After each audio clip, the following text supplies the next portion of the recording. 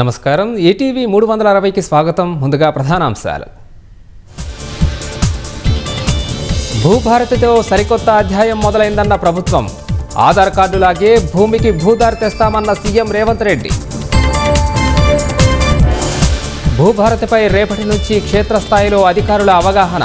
కొత్త చట్టంతో భూ వివాదాలు తొలగుతాయంటున్న రైతులు. ఇన్ఛార్జి మంత్రి ఆమోదంతోనే ఇందిరమ్మ ఇళ్ల మంజూరు. తాగునీటికి ఇబ్బంది లేకుండా చూడాలని కలెక్టర్లకు సీఎం ఆదేశం.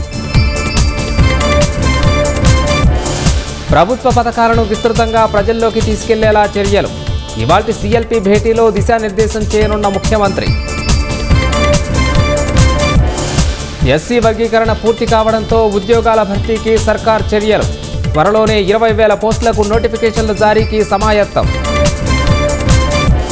కంచగచ్చిబౌలి భూములు ప్రభుత్వానివే అన్న సర్కార్. సుప్రీంకోర్టుకు సమర్పించిన అఫిడవిట్లో వివరణ.